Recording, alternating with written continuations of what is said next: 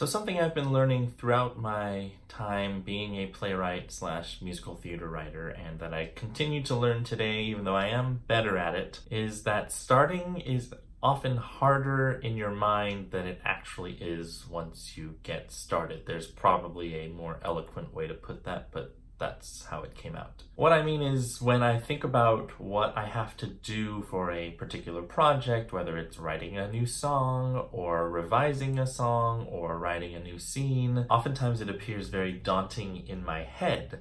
I might even get stressed out thinking about, oh my goodness, I need to sit down, open up Sibelius or open up Logic, open up Word, whatever I'm using.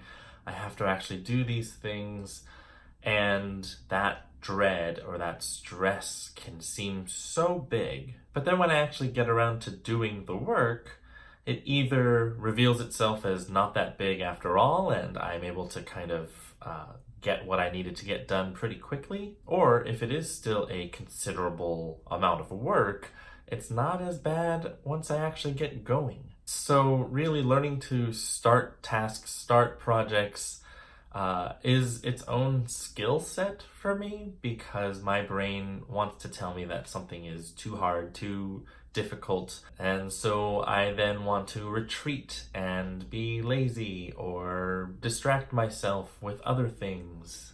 So like I said, I am getting better, so now when I'm thinking about starting something, I remember this, that I've learned this, that starting is often feels harder than it actually is going to be.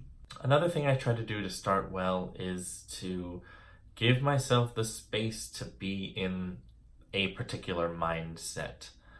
There have been times where I sit down to start something, and for whatever reason, my brain just isn't ready. Now, if there's a deadline due, I just need to push through and get it done. But sometimes there's no deadline, especially in the world of writing, and you just want to get started, but you're not able to get anything onto the paper or the screen or whatever. And I found that sometimes it's just because I'm not ready.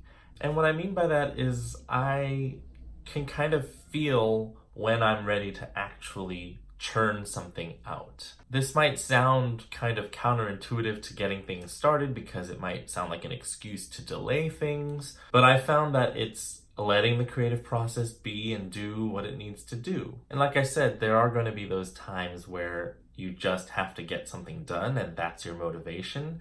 But if you aren't under the gun, so to speak, then let yourself have that time to think, to muse, to dream a little bit about what you're trying to do, rather than forcing yourself to spit something out onto the screen. Sometimes this even means I'm hungry or I'm tired, so I might want to eat something, or I might want to take a nap before I force myself to write more. I think how this part, making sure you kind of allow your brain to be in the right space, how that connects to the thing is not as daunting as it seems, is that in both situations, you're really just trying to take some of the pressure off yourself. And I'm speaking specifically about the unnecessary pressure we often put on ourselves to produce, to perform, to present, to make it perfect. It really is amazing once you can kind of clear all of that pressure out of the way and really come back to the joy of what you're doing, that you actually enjoy writing. That's why you do it. You don't do it because it's a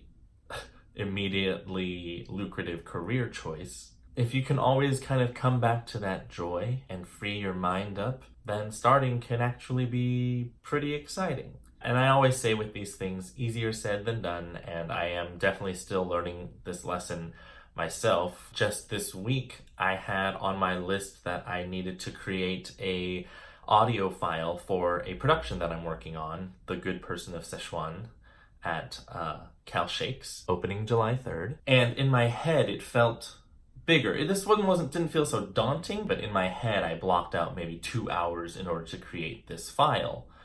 I was able to actually do it in 20 minutes. it wasn't as bad as I thought. But it's funny how there's this disconnect in my head of how long I think I need to accomplish something versus how long I actually need. And hopefully the more that I do all this, the better I get at gauging that. I'm also the type who likes to give myself a lot of buffer time between things in case I need more. But all that to say, I'm still learning this lesson, and if you're facing starting something and it seems overwhelming, I just encourage you to first try, and you might find that it's actually simpler and easier and you have the skills to do what you need to be doing. And if you try and it's not working, give yourself the freedom to come back to it later or to go about it in a different way, from a different angle, whether that means journaling, brainstorming, watching YouTube videos related to the topic you're trying to write about, reading books, talking to somebody about it, doing a movement exercise related to it. Whatever it takes to kind of capture that joy that you need to get back into writing. This week I am working on finishing a full draft of my play Calafia. I workshopped it at Ground Floor at Berkeley Rep last year, but I never got to finish it.